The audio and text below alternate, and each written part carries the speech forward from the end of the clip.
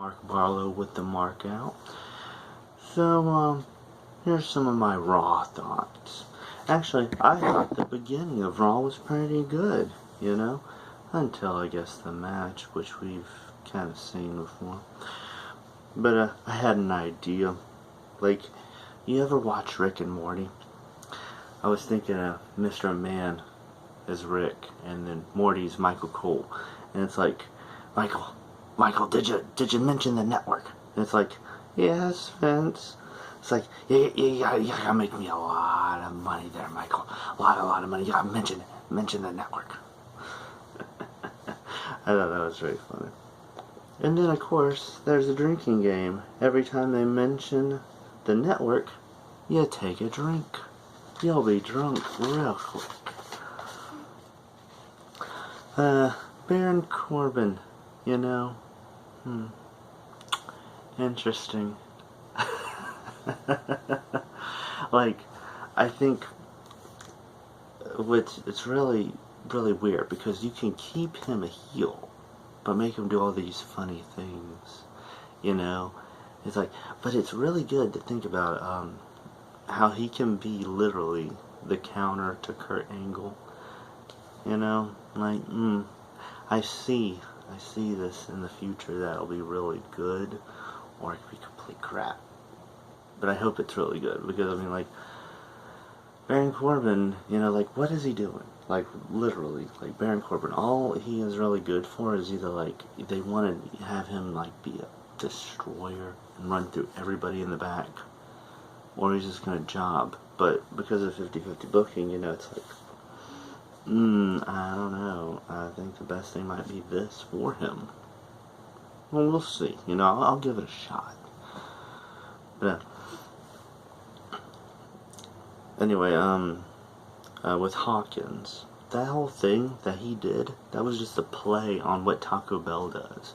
Like, whenever a baseball player would steal a base, that would mean that everybody in the nation, like, at your local Taco Bell, you could go and get a free taco. That's what they were, like, playing on. The problem, last week, the B team had a barbecue. So it's like, you can't do too much food thing, like, week after week after week. So it kind of hurt him. But, of course, he lost because Baron Corbin went into his match. And so, oh my god. So I don't know if Kurt Hawkins should just continue to lose forever, or if they should eventually just pull the trigger, and allow him to win. Well, and not beating to tell you, that was foreseeable, but her getting injured now, like, it was funny because my girlfriend and me were watching it, and then she was like, oh my god, she got hurt. And I was like, okay. I'm always very skeptical on when an injury happens, And then I heard from everybody else that it was just like, a kayfabe thing. It's like, I don't know. I mean, they played it. Like, if you watch the rest of it, it plays out like a kayfabe injury, not like a realistic one, So I don't know. Well, that definitely Alexa Bliss. Alexa Bliss is definitely just faking it. She's like nowhere near injured. Or if she is, like, her injury is completely okay, and she'll be able to wrestle again next Monday. But Natalia's, that actually might play in to Money in the Bank and everything. Well, we'll have to just wait and see. That is one thing that's good about wrestling. Just waiting. You have to wait. Like, the anticipation is killing me. Of course, Strowman versus Rude. The Beard versus Beard, because it was brought to you by, who was it brought to you by? Gillette? Was it Gillette? Yeah, I don't know if that's a really good thing or a really dumb thing, but of course, that's one thing that sucks about the big boys in wrestling.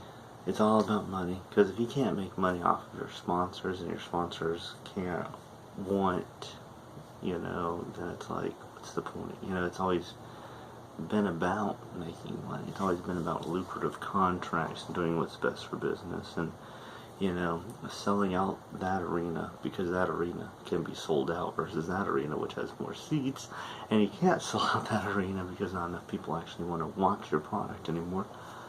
so it's like, oh yeah. But I digress, of course.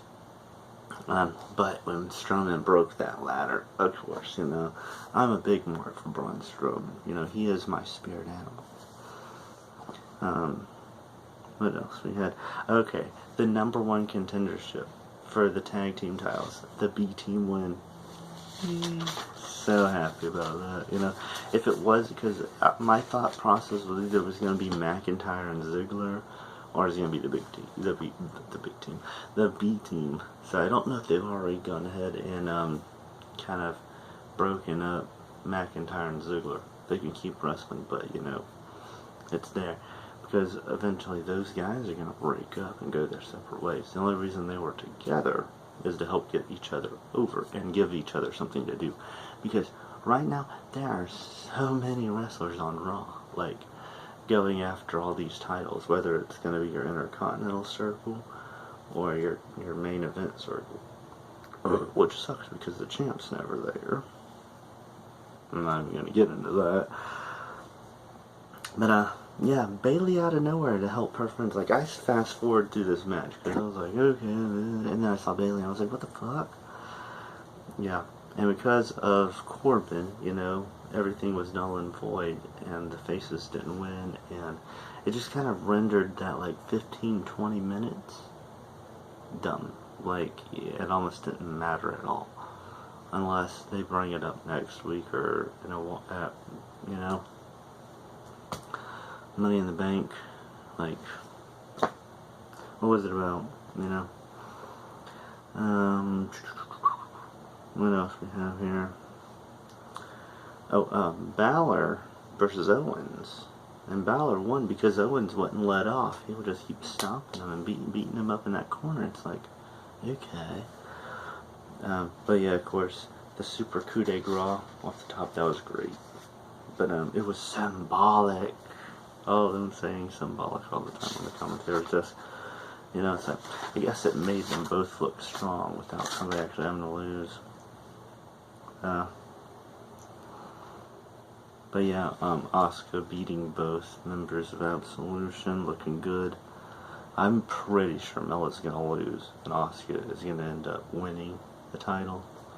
Like, if she doesn't, like, I don't know what, like maybe a run in an attack or something.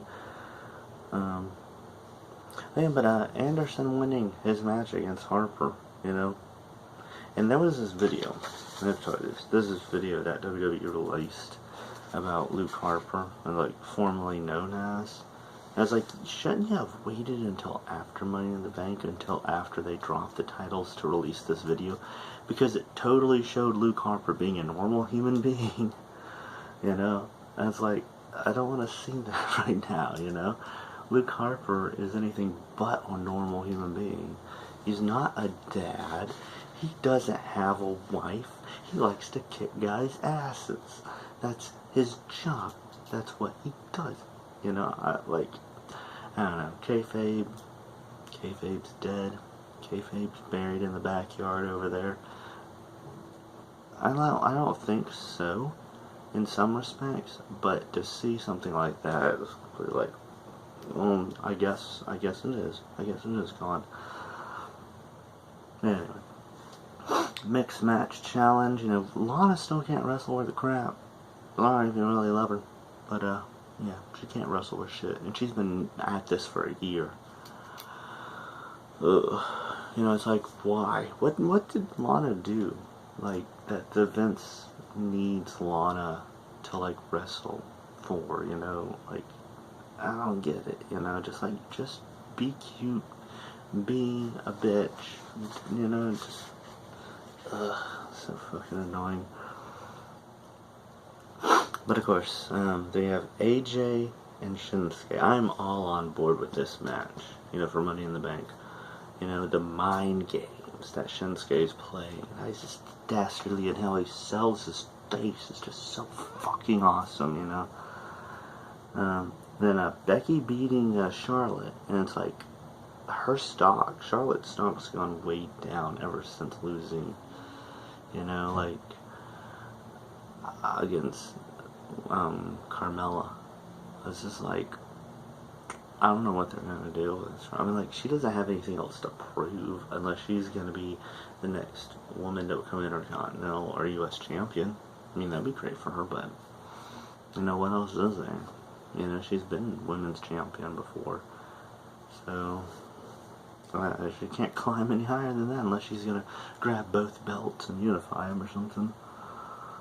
I don't know, but I do love good sportsmanship, which they both showed. But of course, they're both faces, so it makes sense. Hug it out, hug it out. Big Cass is apparently running for office. You know, him in his suits. Like, he looks really good in a suit. I think that's a tailor-made, you know, custom-made suit just for him, because he's a big guy. You know, brought to you by Men's Warehouse, I'm pretty sure. But yeah, like I told you that we're going to see this Daniel versus Cass 2, Money in the Bank. Now, this time it should be a lot better, because they know how each other operate. That's what I always like when wrestlers get to wrestle each other often or more than just once. You know, they know how each other are in the ring. But yeah, then the main event was very silly, but New Day are funny, so it's totally okay. And that's where I'm going to end this. This is going to be a two-parter, because I'm already at 11 and a half minutes. But for Raw and SmackDown, you know, I'm pretty sure this Raw and SmackDown coming up is going to be loads better, because it's the go-home show for Money in the Bank, and I'm betting it's going to be about 4 hours. So, buckle up, guys. It's going to be a bumpy ride. Alright, so this has been the Mark Out, and then I'm about to do the next video. But take care if this is all you guys want to watch. But I'm about to mark out in the next one.